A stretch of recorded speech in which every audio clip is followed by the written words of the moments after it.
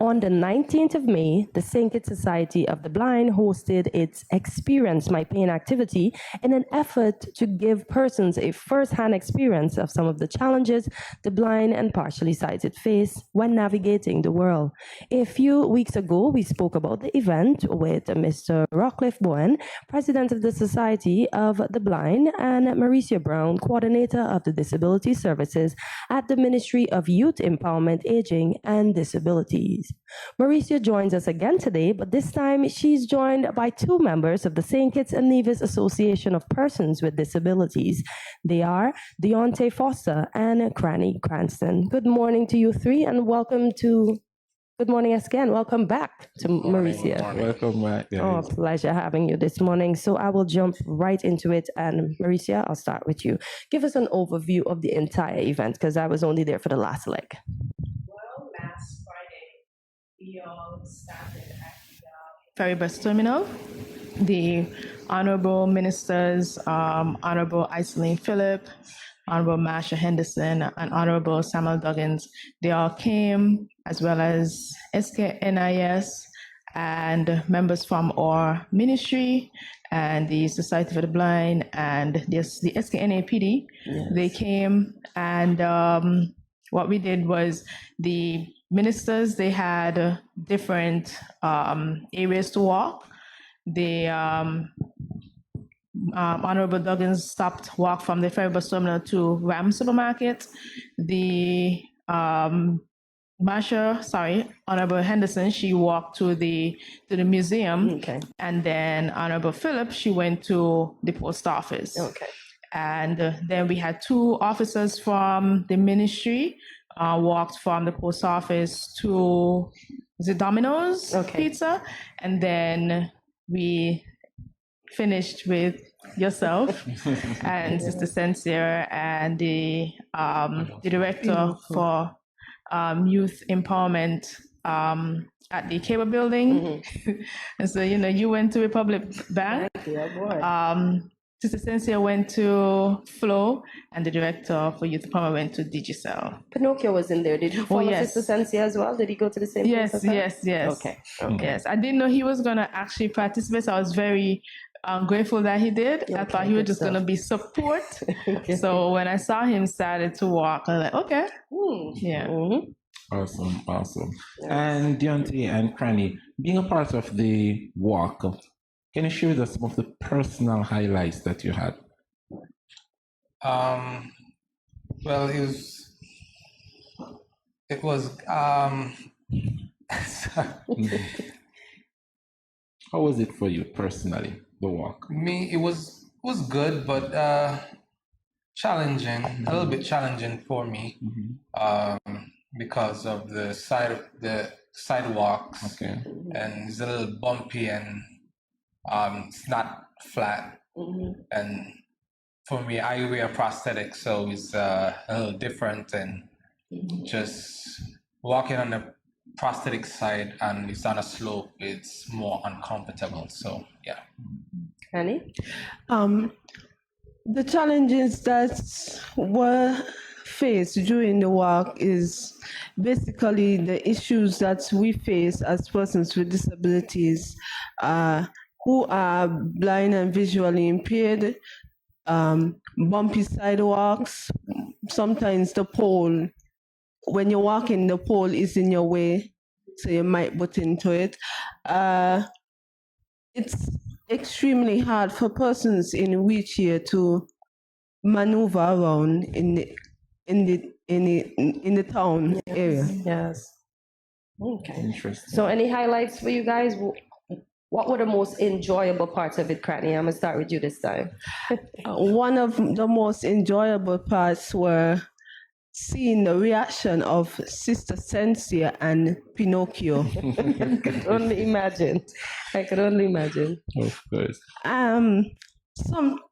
Basically, it's an experience of how you do it, and to see how somebody who is visually impaired have to trust somebody who is leading you. And sometimes it's very challenging to trust someone to lead you, but you have to face it and give your all into it. Yes, indeed. Indeed. Dionte, your highlight from it? For me, challenges is my challenges would be to oh my God. Okay. So the challenges are giving you a bit of trouble now. So let's talk about the highlights. What did you enjoy about doing the entire process last week, or helping some of us? Because you helped me, and I'm sure you helped others. And I was surprised that you said you did the entire thing with prosthesis. Because at one point, after you had helped me, I heard you say your feet's hurting, and that's when I know you had on a prosthesis. Because I didn't know before. So I definitely tried my best to empathize. Because I'd be like, oh my God, she must be in so much pain. So what was your highlight? Well, my highlight would be I did help you. I helped Honorable Philip. Okay. Who else did I help? One of the officers, maybe? I don't remember. But on a high note, like just helping them, have them to see what it's like to can't see, and to just to show them how important someone who is physically blind or visually impaired is, how challenges it is for them, and to move about, for basically anyone who in a wheelchair, you name it. Indeed. And Marecia, do you think the exercise was, how should I say, the mission was accomplished, so to speak? I think so. You think? I think it was a start. So we hope to do it again next year, and we hope to extend our invitation to more persons, including persons in the private sector. Yes. But even we spoke about some pastors, including. Yeah. And I saw a few of persons I know, friends, and I met them and said, your turn next year. So I think it was well received. I went to the supermarket the following day and overheard somebody talking and said, yesterday they had the blind walk. And then they got the name wrong, but I understood what they were talking about. So for the fact that it was the first time of that sort, because remember in December they also have a what's the walk called? Walk in my shoes. Walk in my shoes, which is similar, but but they also have earplugs, or you use a wheelchair. But this one was specifically just for blind and visually impaired. So for the fact that it was the first time, I think so. Okay, so we have a video, guys. We're going to take a look at the experience, my pain, and some of the experiences that some of us went through last Friday.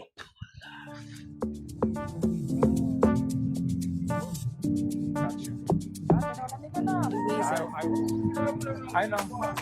You're good. That's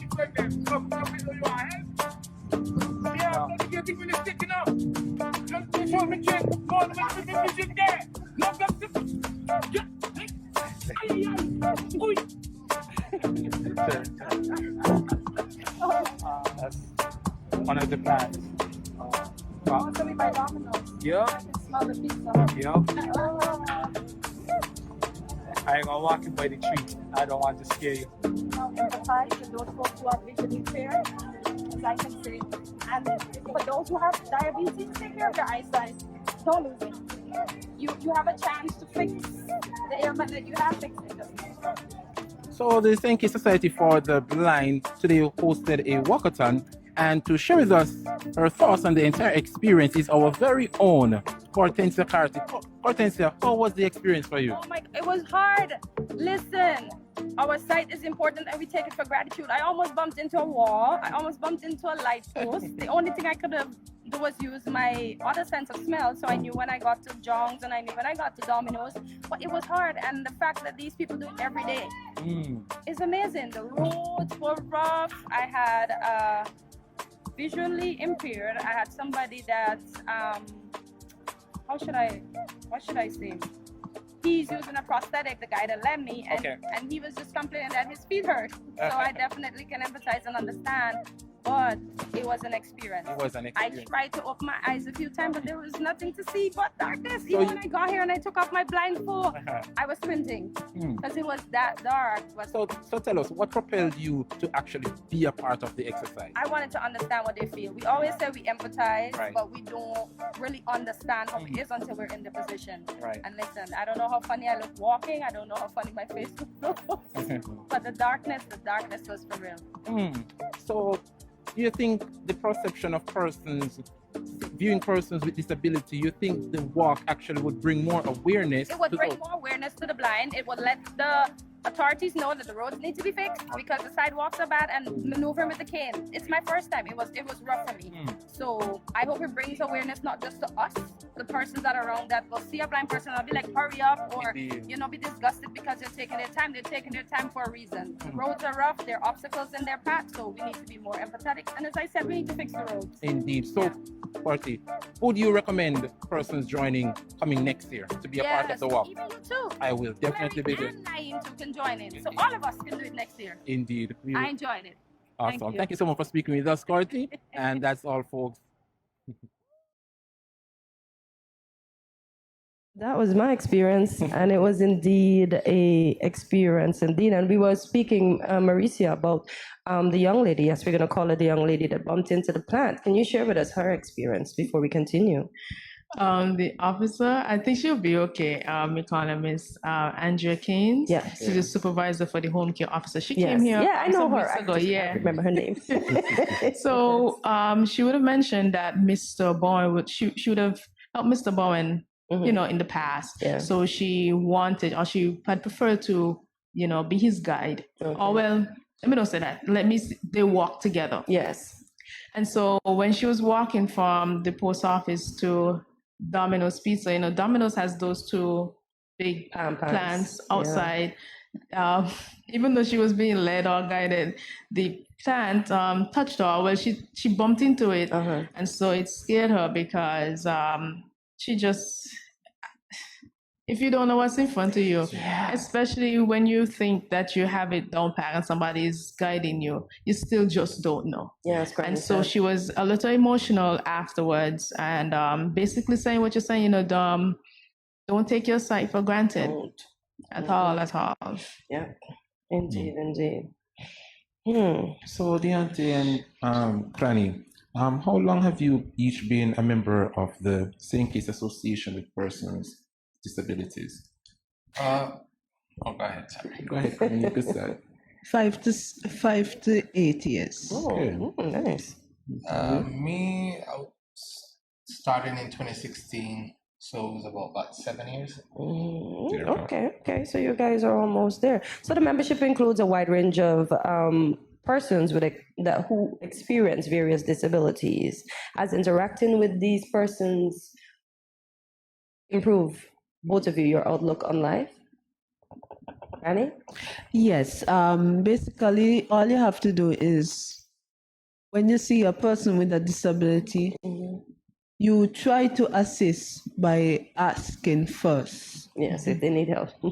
And then you render your assistance to them, and you would more have an understanding of how to deal with a person with a disability if you just watch and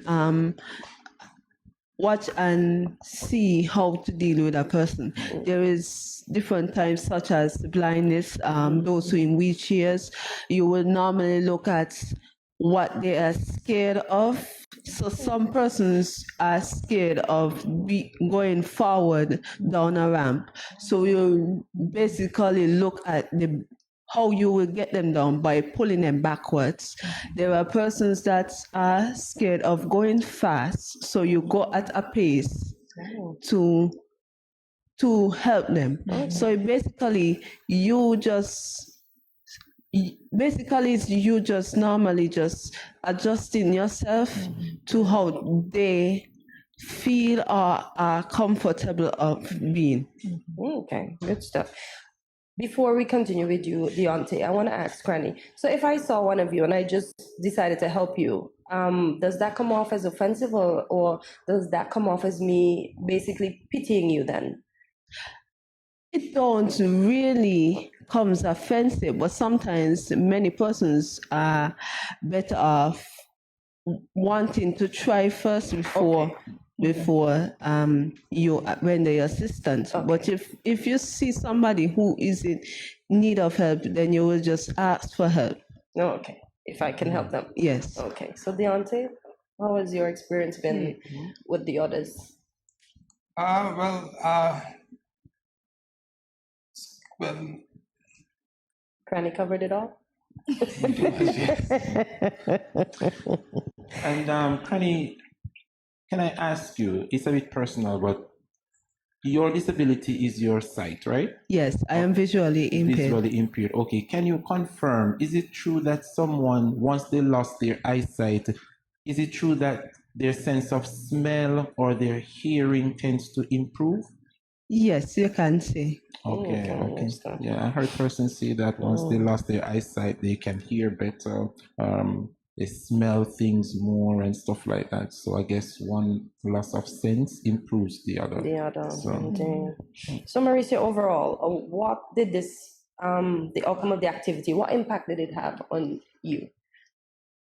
Well, when myself and Trivia, the program officer for our department, even throughout it, and even when we got back to the office the following week, we realized, okay, now that we are, rendering our assistance in the sense of bringing awareness to persons who are blind or vision impaired, we have to tackle other specific types of disabilities so that we don't miss anyone. Because, persons who use a wheelchair or individuals who are deaf or hard of hearing, we have to specifically help them. So it kind of have to force us to change the way in which we help. Yeah. Because we can't just, while we can just create activities to help all of them, we still have to look at each disability specifically and see how we can help. Okay. And Crannie, even though you're living with a disability with your sight, I mean, you managed to create crafts. Can you tell us a little bit about making a craft? I have learned, ever since working at the stkittsnevis Association of Persons with Disabilities, I have been taught how to make plastic canvas items, but I'm not fully Okay. and also there is right now at this point we are trying to make baskets. Oh, nice. Nice. So yes. Good stuff. You said you're not there yet, but I fail to believe that because I saw some of your craft and they were good. They're ready for the market. What? I saw some of your work and they're ready for the market, Crannie. All right. So you have to give yourself the credit. You got this, girl. Of course. Of Probably course. wonder what you're talking about. I would have showed them something. Your plastic art. The key. The keyring? Yeah. Oh, the keyring is not really my creative. Okay. I have a family member that does them, but I only market them. Okay. Good stuff. Dionte, you are a stage 4 bone cancer survivor. Take us through that. Oh, wow. Stage 4. Well, I was training to go to California for tennis, but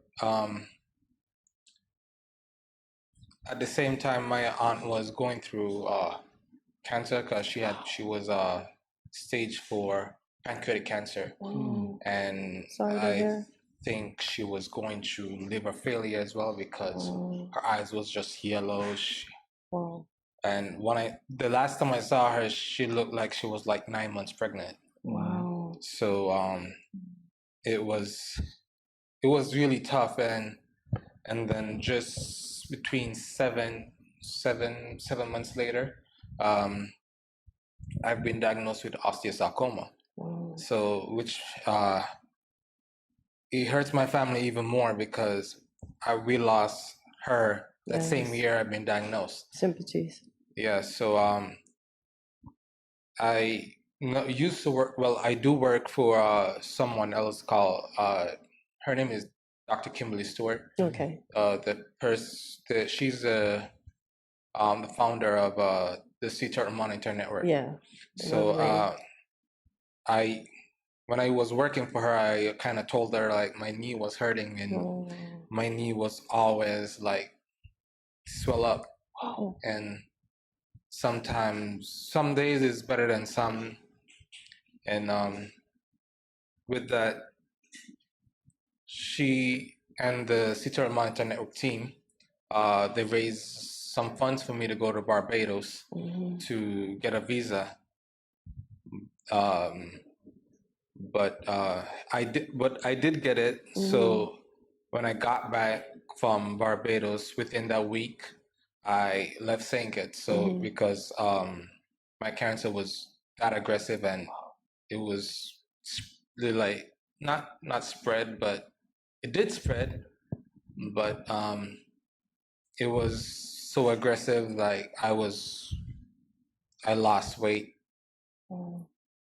just like that. And my friends who are in New York, upstate New York, those are the ones who fly me out to New York. But I didn't went to New York for any treatment. Okay. It was just to live up my life. Okay. And thank God for one of the nurses. They told us that there is some insurance plans that we can try, and we tried it, we got it, and then within 2 months I got my insurance, so I started chemo right away. And I would say because of them, I'm here, and I give God thanks for life, and because without them, I wouldn't have been here. Okay. So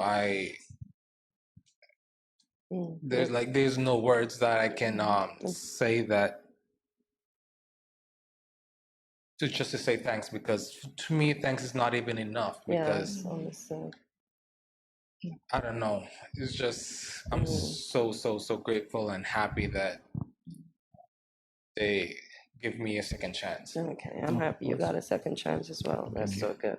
Your story is very inspiring. It is. Thank you. Yeah.